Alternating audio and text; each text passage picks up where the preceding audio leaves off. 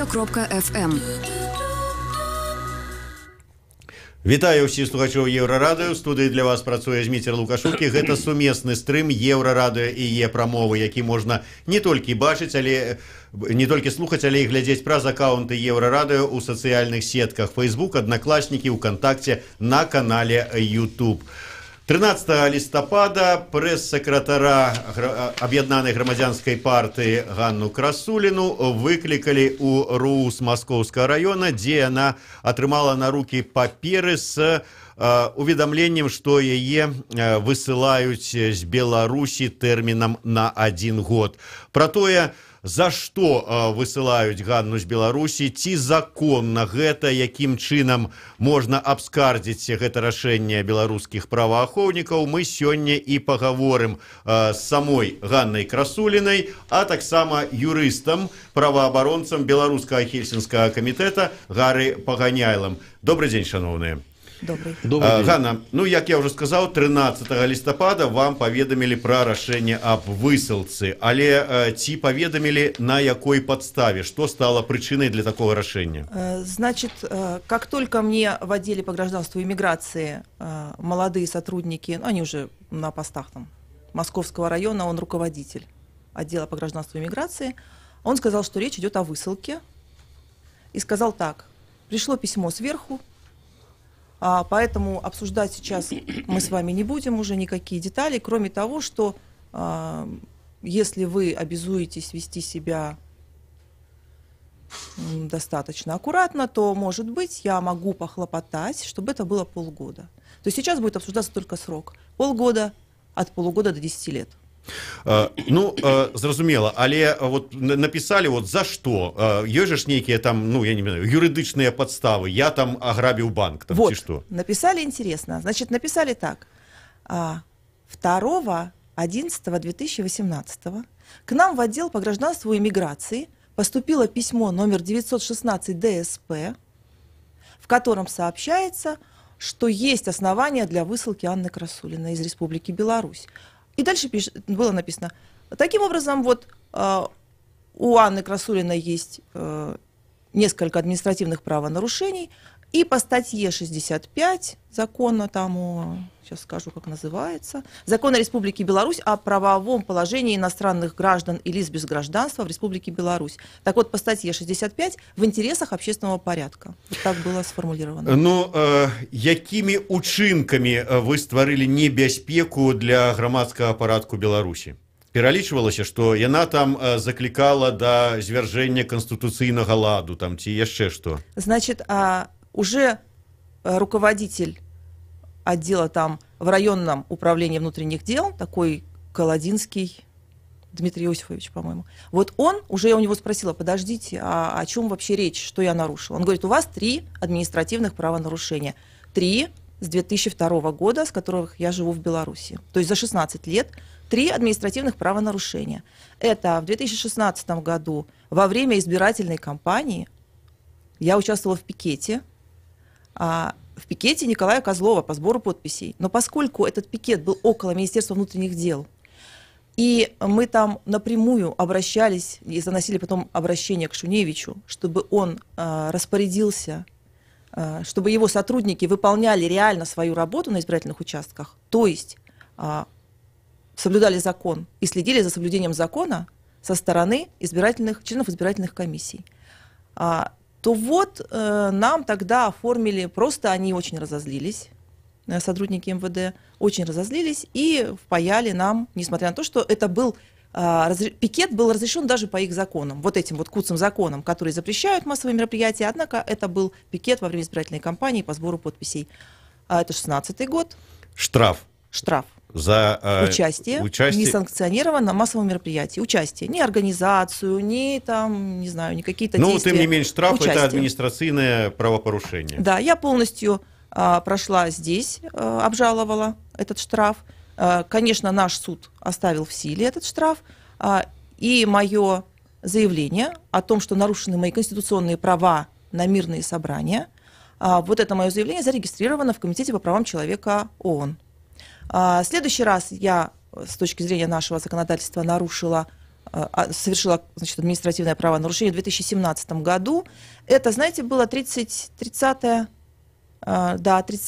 марта. Мы встречали после 5 суток отсидки участников Дня воли. Помните, День воли в 2017 году прошел очень бурно. Нам демонстрировали здесь вот новую экипировку, помните, и новые такие там да, космические технологии. Да.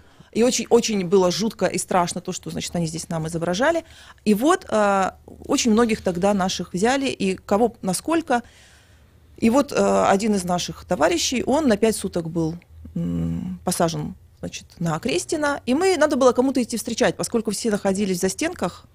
Вот, я обычно нахожусь в офисе и работаю, как правило, из офиса, но в данной ситуации, ну, реально все находились в местах не столь отдаленных. Вот. Поэтому я пошла встречать.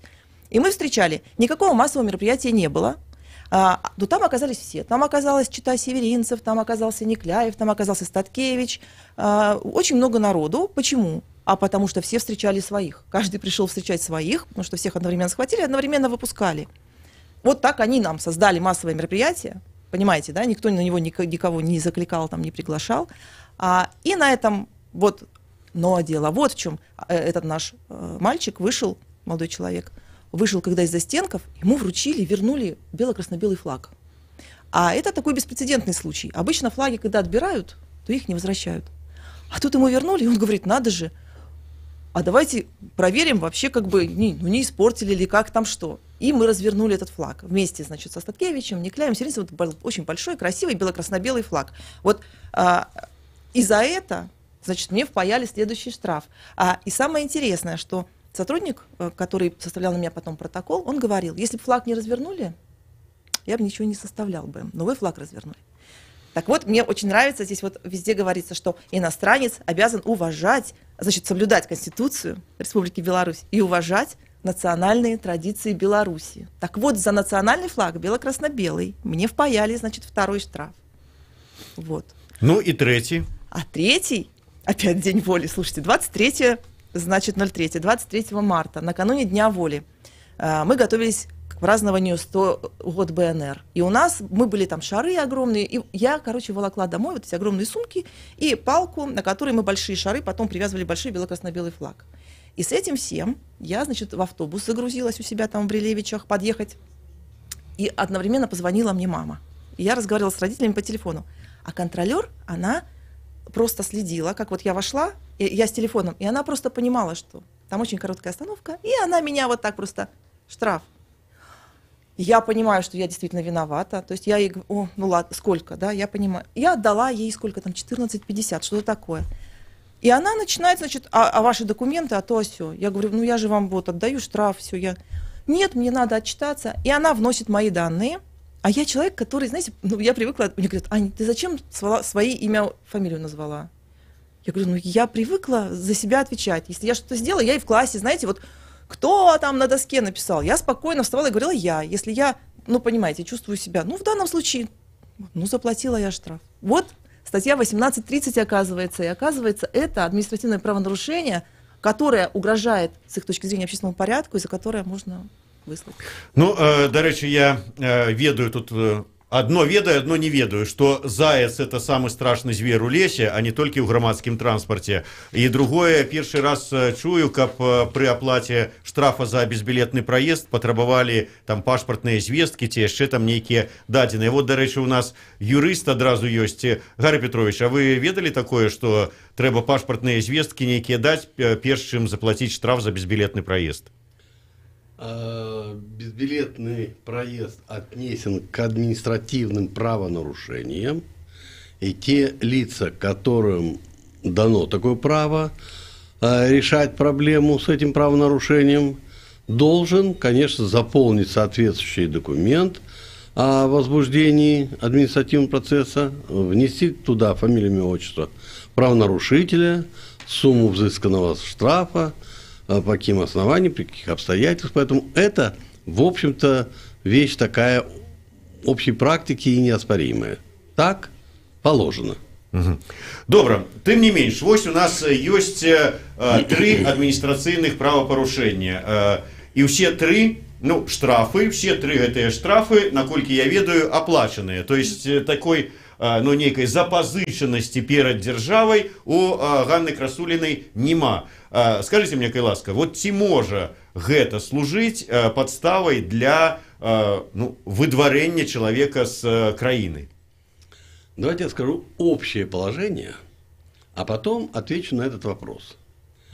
Так как сформулирована статья 65, которую почти процитировала Анна, она, да, имеет право на существование как такое действие государства по отношению к тем иностранным гражданам и лицам без гражданства, которым предоставлено право проживания на территории того или иного государства, решать вопросы о высылке, добровольной или принудительной.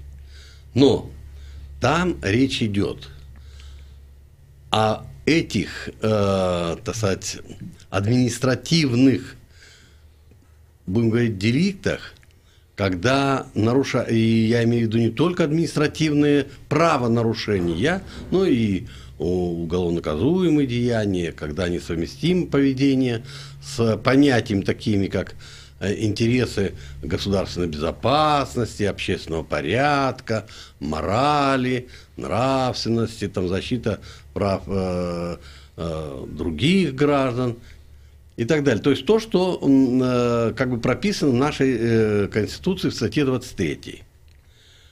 Но четкие дефиниции, которые прописаны в статье 65, вот как раз не дают мне оснований говорить о том, что в отношении Анны Красулиной государство поступает правильно. Само по себе нарушение каких-то административных правил, ну вот, допустим, безбилетный проезд. Переход улицы на червоное светло. Да, это правило уличного движения и так далее, дорожного движения. Ряд других, ну, например, соблюдение санитарии вокруг своего дома, вовремя выкосить травку, там, не захламлять даже свой двор, не захламлять квартиру, не создавать каких-то препятствий в пользовании этим имуществом других жителей, как в этой квартире, так и по соседству. Но все это сопрягается еще и с вот тем, той репрессии, которую государство применяет конкретному гражданину. Вот ты совершил это, мы в связи с этим тебя выдворяем. Так вот, при наличии тех обстоятельств, которые имелись у Анны, конечно, государство в данном случае поступает абсолютно незаконно, неконституционно и с нарушением международных принципов и правил. Почему я об этом так твердо заявляю? Ну, прежде всего, я понимаю, что не Государственный комитет инициировал это выдворение. Значит, речь о национальной безопасности не идет. Следующее основание в интересах общественного порядка. Это уже компетенция Министерства внутренних дел и его структур на местах. Решать эту проблему нарушения общественного порядка или интересы защиты общественного порядка. Так вот, эти мелкие нарушения даже не укладываются в ту главу административного кодекса, где речь идет о правонарушениях общественного порядка и морали. Дякую вялікі, мы перервемся на невеличкую паузу. 3 хвилины выпуск новинов на Еврорадио. Ганна Красулина, Гарри Паганяйло, Зміцер Лукашук, Еврорадио и Е-прамова ў жывым эфіры.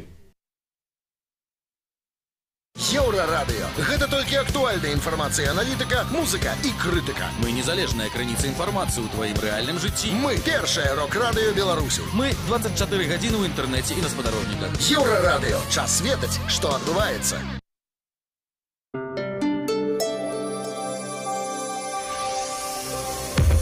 Еўрарадыё. Час ведаць, што адбываецца. Вітаю, каротка пра асноўныя падзеі. Сёння праходзіць суд над Вячаславам Касінеравым і ягонымі паплечнікамі. Групай людзей затрыманымі учора з-за таго, што прынеслі вянок да сумна вядомай скульптуры гарадавога. Вячка Касінераў паспеў сказаць, што іх вінавацяць у дробным хуліганстве. Нагадаю, ля гарадавога былі затрыманыя Вячаслав Касінераў, Сергей Спарыш, Марына Насенко, Сергей Нейдаха, таксама двое анархістаў з Расіі. На іх вянку быў надпіс «Імідж Мус». Марына Насенко вяла прамую трансляцыю з месца падзеяў і каментавала сутнасцю складання вянка. Наша Ніва адначасова з рэгістрацыяй каментатараў, як патрабуе абноўлены закон аб СМІ, стварае і клуб чытачоў. Яго ўдзельнікі атрымаюць доступ да платнага кантэнту, які з'явіцца ўжо неўзабаве, а таксама стануць фундатарамі выдання. Сяброўства пакуль бясплатна, але з цягам часу рэдакцыя прапануе ўсім добраахвотна аплаціць невялікую суму. Лукашенко за апошнія 4 гады двойчы прыгразіў віцэ-прэм'еру Міхаілу Русаму турмой. У 2014 годзе, калі не адновіць пагалоўе свіней.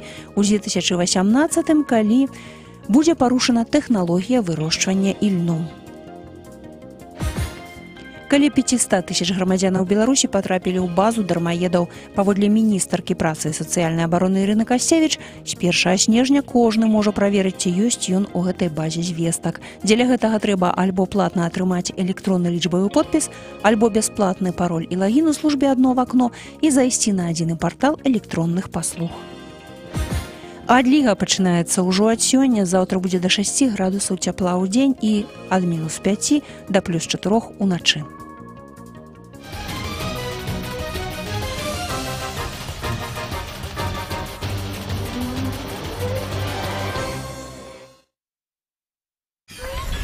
Еврорадио.FM. Вітаю ўсіх слухачоў Еўрарадыё. У студыі працуе Зміцер Лукашук. Гэта сумесны стрым Еўрарадыё і Е-прамовы. Разам з Ганнай Красулінай і Гары Паганяйла мы гаворым пра вынесенае рашэнне аб высылцы Ганны Красулінай з Беларусі тэрмінам на 1 год. Гарри Петрович, вы сказалі, што фармальна у адпаведнасці з там пэўным артыкулам рашэнне аб высылцы, ну, фармальна яно правае. Тым не менш, прымаючы гэта рашэнне, дзяржава паступае неправільна. Ўсё ж такі, патлумачце больш канкрэтна, у чым гэтая неправільнасць дзяржавы, неправільнасць дзеянняў дзяржавы ў дачыненні да Ганны Красулінай. Ну, замечу, Сергей, ты не совсем правильно интерпретировал мою фразу о том, что формально как бы закон соблюден. Формально закон переписан в постановление. И те дефиниции, которыми как бы правоприменители руководствовались и вписали, они неприменимы к тому конкретному случаю, о котором мы говорим в отношении Анны Красулиной. И вот почему. Сам закон не указал, а что такое в интересах общественного порядка. Найти это крайне сложно в нашем законодательстве. Все рассуждают, что нарушение общественного порядка – это вот, да, нарушение в местах общего пользования, на улицах, в домах публичных и так далее, и так далее. Но тем не менее, тут уточнения нужны. Одна группа нарушений, связанных с нарушением правил дорожного движения, как ее можно подтянуть к нарушению общественного порядка? Сложно, лично для меня, как юриста. Перешла бабушка улицу не в положенном месте. Формально правило нарушила. Подлежит наказанию. Наказали. Но это не нарушение общественного порядка. Это нарушение конкретно установленных правил дорожного движения. Вторая группа. Это, так сказать, нарушение в области управления. Да, массовые мероприятия у нас организовываются в установленном законом порядке, и нарушение вот этого установленного порядка влечет административную ответственность. Но не всегда подобные нарушения являются нарушениями общественного порядка. И далее, я не хочу вообще разворачивать дискуссию по конкретным нарушениям, которые вменялись когда-то Аня, она их фактически, как наказанное лицо, исполнила эти наказания, и не будем вдаваться в то, что можно ли или нельзя сегодня применить закон. Я скажу только одно. Конечно, опять-таки, к тем формальным отношениям. Значит, по закону нашему, если в течение года лицо совершает новое административное правонарушение, то срок давностный, годичный, по которому лицо, не привлекавшееся к административной ответственности, могло бы считать, что в отношении его наказания исполнено, погашено, все, забыть, то вот в таком случае одно нарушение перекрывает второе по времени годичному, третье перекрывает второе совершенное, и таким образом сроки не истекли для того, чтобы утверждать, что вот да, она совершила в течение такого-то периода 3 административно наказуемых деяния. Поэтому, опять-таки, формально можно применить, но формально, хотя конкретика всегда должна присутствовать при таких глобальных решениях. Я хотел бы еще обратить на очень важный момент внимания.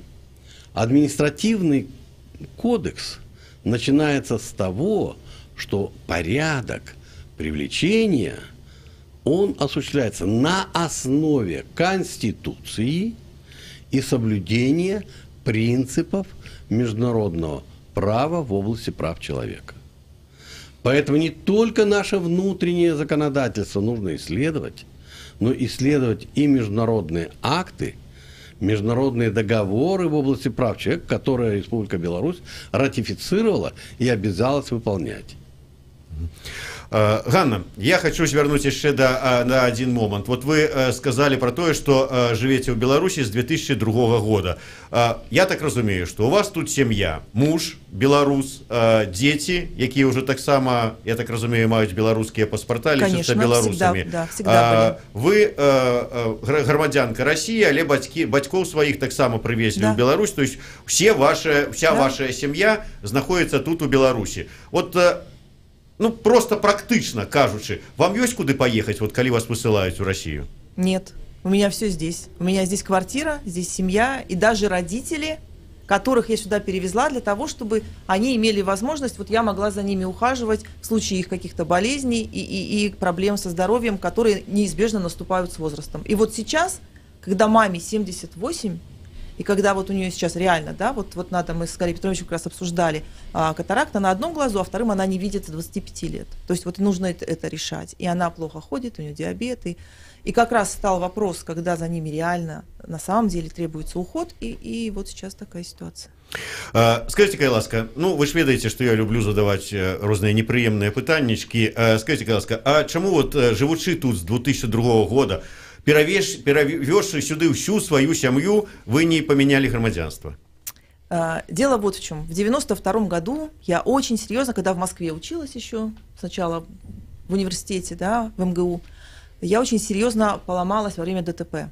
И мне делали очень сложную на тот момент операцию по установке эндопротеза тазобедренного сустава. Тогда еще их не делали так просто.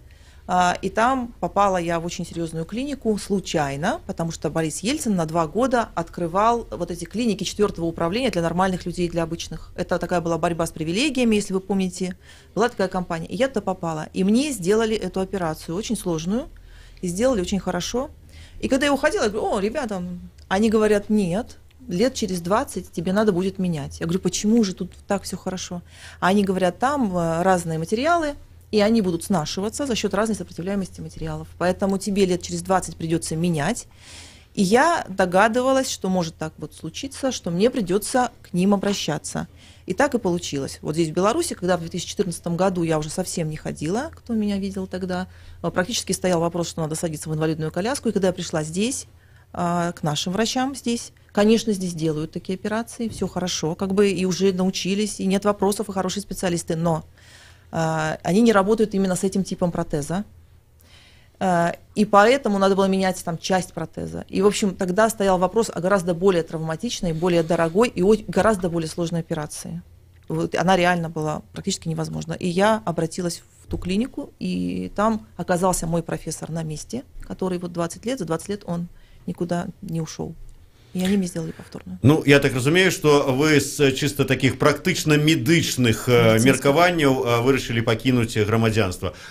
Добре, 28 листопада Ганна Красуліна подала у ГУС Мінгарвиконкама скаргу на рішення об висылці. 30-го раніцей атрымала адказ, вот так вот, імгненна в IT нашай краіне працуюць зараз ужо у пэўных момантах на прыняцці рашэнняў. Адказ, што ёй адмовілі у задавальненні. Яна звярнулася у суд са спробай абскардзіць гэтае рашэнне.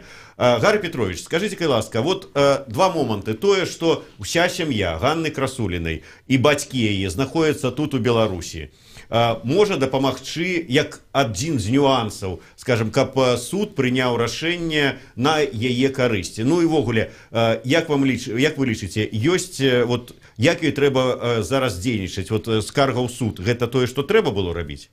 Конечно. Сама ситуация диктует, чтобы Анна обжаловала решение государственных органов о высылке в суд. Она в установленном порядке обжаловала первоначально вышестоящему руководителю, а затем имеет право на судебную защиту. Что касается так называемых нюансов, будет ли суд прислушиваться к тем обстоятельствам, о которых только что сказал Сергей. Суд обязан рассмотреть с учетом всех этих обстоятельств. И почему это важно? Это не нюансы. Первое. Суд обязан выяснить, законно ли применена эта административно-правовая процедура.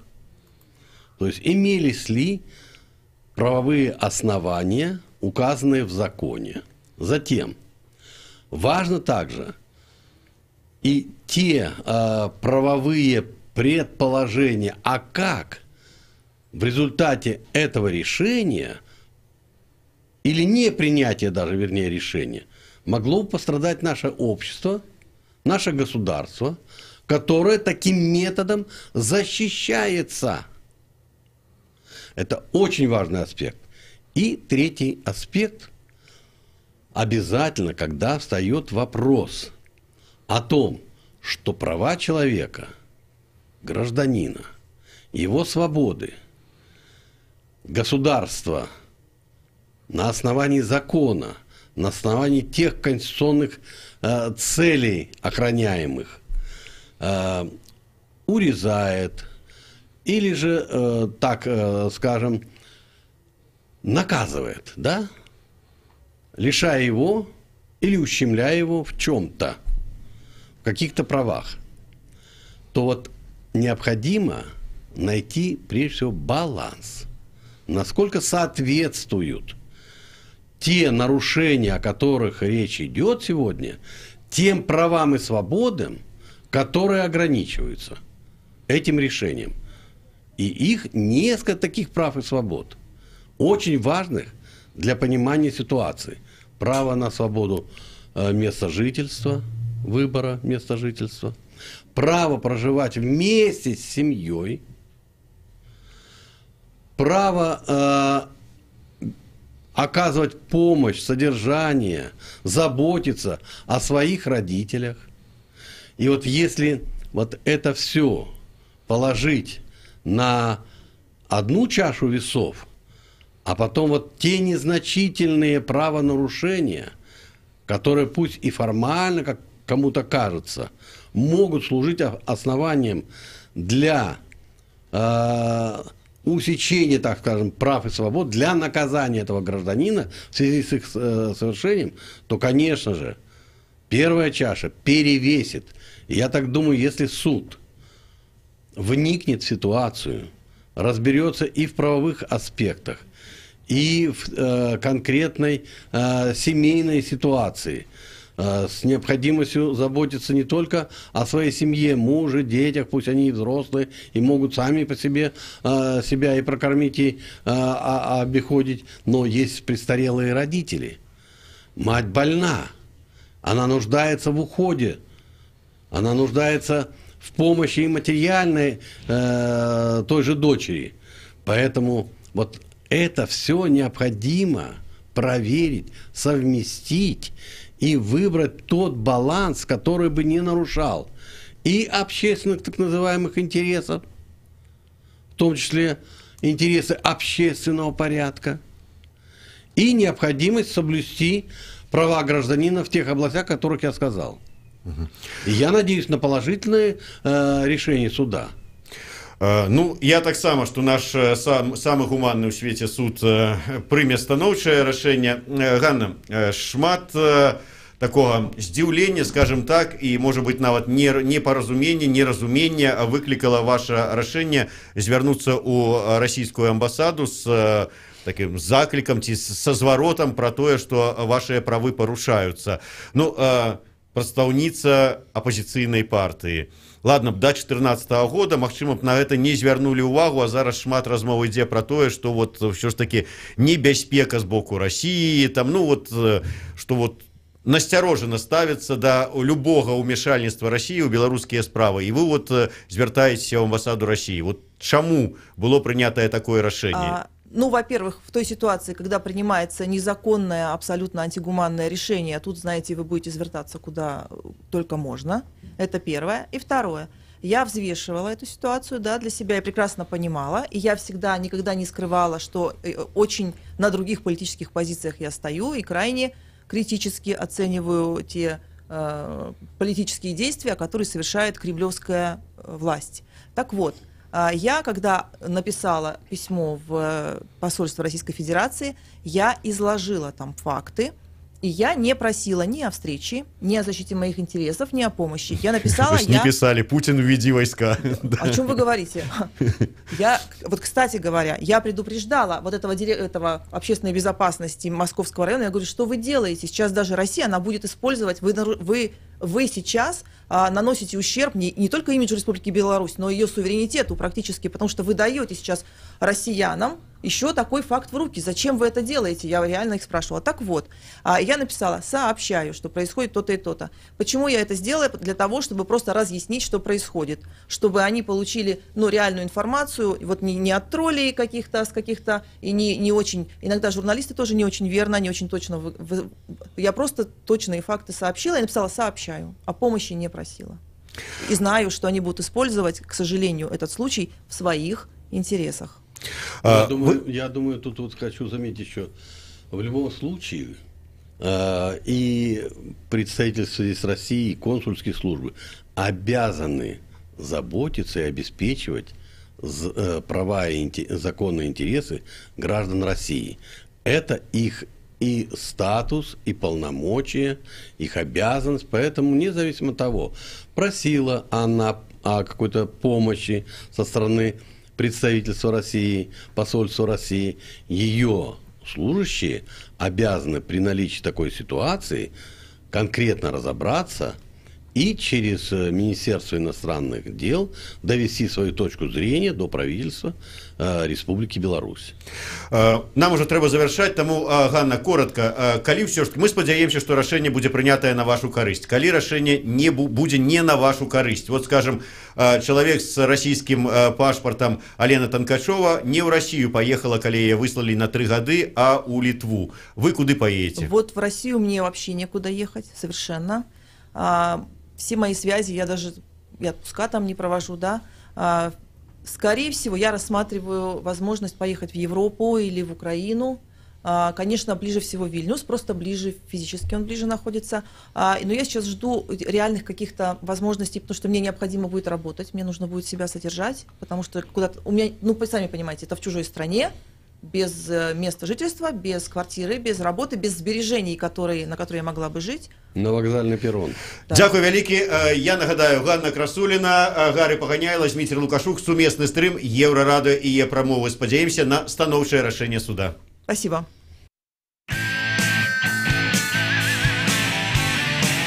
Еўрарадыё. Альтэрнатыўнае радыё.